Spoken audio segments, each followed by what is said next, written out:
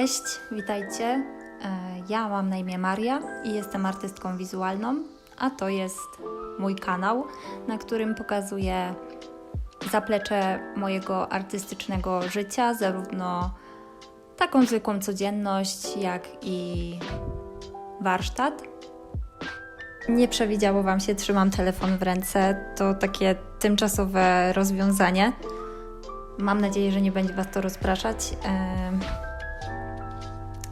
Do brzegu. Dzisiaj jest niedziela, teoretycznie dzień wolny, ale mam sporo planów i pomysłów, co chcę dzisiaj zrobić.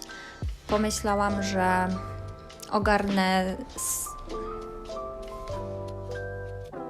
Muszę zamknąć okno.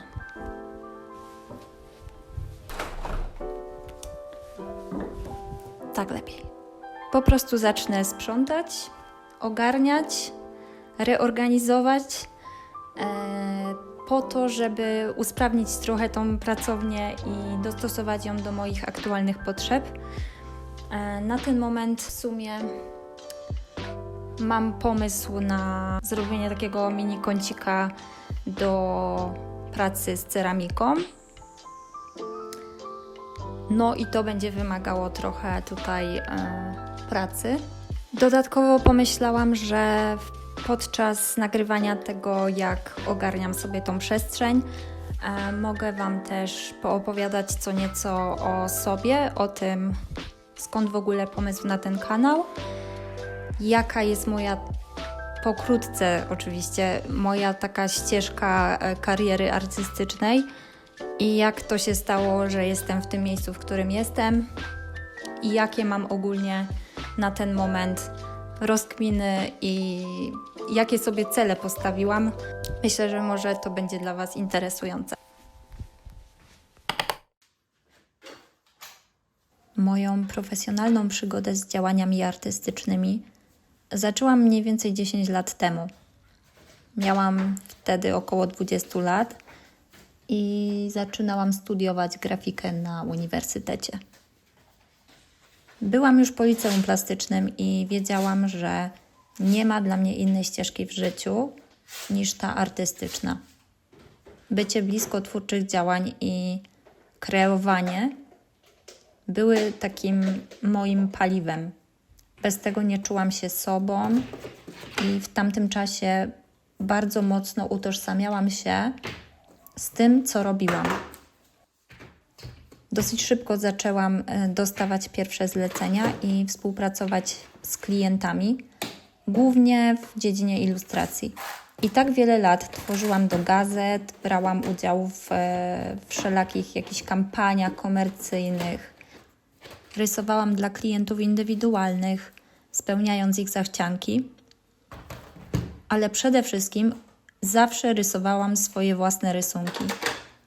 Wyciągałam na wierzch wszystko, co rodziło się w mojej głowie. Przetwarzałam na twórczy język obrazy, zdarzenia i wszystkie emocje, które towarzyszyły mi każdego dnia. I wiecie co? Ludzie chcieli to kupować.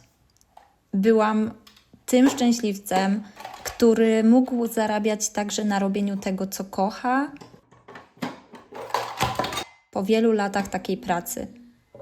Poczułam, że coś się skończyło i w dziwny sposób sabotowałam jakby swoje działania. Wiedziałam, że jestem w jakimś złym miejscu. To było klasyczne, w pełnym tego wymiarze wypalenie zawodowe. Zbiegło się ono z moją gorszą kondycją psychofizyczną i depresją. I już sama nie wiem, co było przyczyną, a co skutkiem, natomiast wiedziałam, że muszę coś zmienić, bo to wszystko zmierza w jakimś bardzo złym kierunku. Zawsze byłam bardzo pracowitą osobą, a w tamtym czasie nie byłam w stanie nawet patrzeć na maile od klientów, a co dopiero im odpisywać czy podejmować jakieś działania twórcze. Poza leczeniem, co oczywiste, podjęłam decyzję także o przerwie w pracy i jakby daniu sobie przestrzeni i poszukaniu swojej ścieżki na nowo. Bardzo chciałam odkryć, co mi służy, a co mnie wewnętrznie spala. I ten rok teoretycznej pustki był dla mnie mocno odkrywczy i dał mi takie bogactwo w postaci przemyśleń i siły do zmian. Wiedziałam już, że kocham tworzyć własne rzeczy, natomiast przez moje lęki, jakiś brak predyspozycji, nie potrafię dobrze działać pod presją i nie potrafię dobrze współpracować z wymagającymi klientami. Chciałam odkrywać, chciałam działać, próbować nowych technik i oddać się takiemu szalonemu tańcu ze sztuką. Aktualnie jestem już pewna, że znalazłam coś w rodzaju takiej nowej tożsamości. Nie jestem wcale ilustratorką, a kiedyś chciałam określać się tylko tym tytułem. Jestem raczej jak taka gąbka, która chłonie i wypuszcza. Zajawiam się na coś, wyciskam z tego ile się da, wypuszczam to bez większego smutku i idę dalej. W ten sposób się uczę. Znalazłam takie ukojenie w multidyscyplinarności. Zrozumiałam, że kręci mnie rysowanie, malowanie, fotografia, wytwarzanie rzeczy rękami, ceramika, grafika warsztatowa, kręcenie wideo, montaż. Ogólnie wszystkie dziedziny, gdzie coś kreuję. I uwolniłam się jakby spod presji, że coś muszę komuś udowodnić. Bawię się tą sztuką, tak jak bawiłam się i robiłam to mając 17 lat, czy mając 7 lat. Ale teraz robię to z innym doświadczeniem, z innymi możliwościami. Każdego dnia jestem wdzięczna, że mam taki przywilej i będę z niego korzystać tak długo, jak mogę. Zamiast zamartwiać się, że mogę ten przywilej kiedyś stracić i co wtedy. Ale już wiem, że strach blokuje, a ciekawość nas otwiera. A ja jestem ciekawa. Jestem ciekawa, co mnie jeszcze spotka i co jeszcze wchłonę w tą moją strukturę gąbki.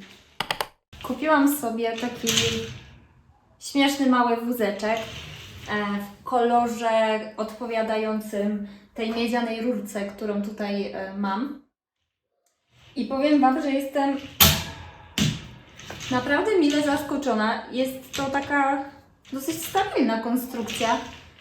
On nie był jakiś bardzo drogi, a no nie wiem, po prostu mi się podoba. A poza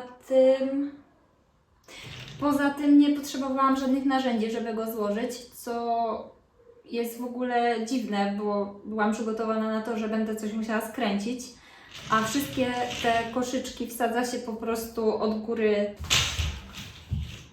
Także 2 minuty i po sprawie. So cool.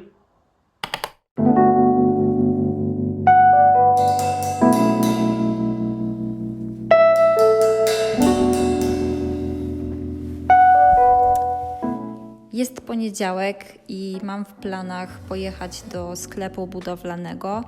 Muszę odebrać kilka rzeczy, które zamówiłam, które będą mi niezbędne do stworzenia tej mojej przestrzeni do pracy z gliną. No i tak, zapraszam na wycieczkę.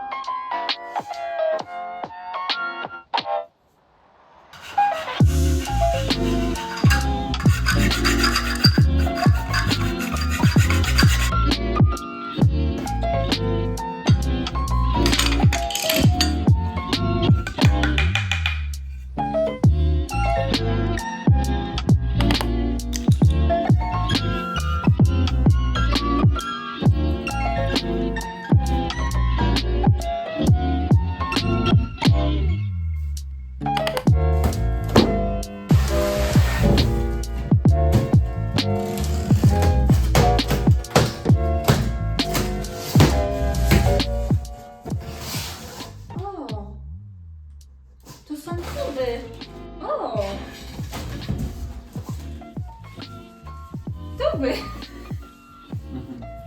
Okej!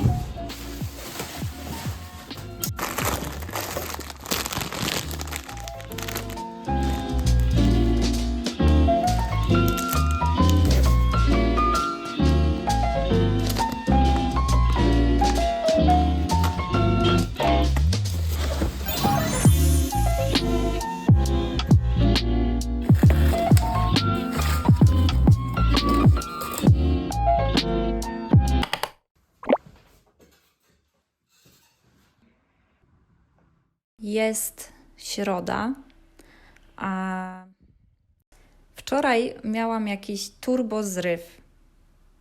Stwierdziłam, że natychmiast muszę zacząć lepić z gliny i zupełnie nie czekając na cały ekwipunek, który ma tutaj dotrzeć, czyli jakieś tam mebelki i półeczki i tak dalej, bo sobie coś tam pozamawiałam. Chcę tutaj po prostu stworzyć tą przestrzeń, dostosować ją do pracy z gliną.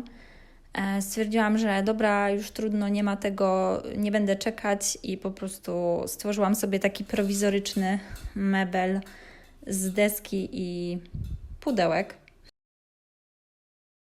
I co? I po prostu byłam chyba w takim przypływie energii twórczej, że w ogóle nie nagrałam dla Was zupełnie nic z tego lepienia. Ale myślę, że z przyjemnością nadrobię to w przyszłości i pokażę Wam, jak powstają te przedmioty. Myślę, że też z każdym razem będzie mi to wychodziło po prostu lepiej. To są początki.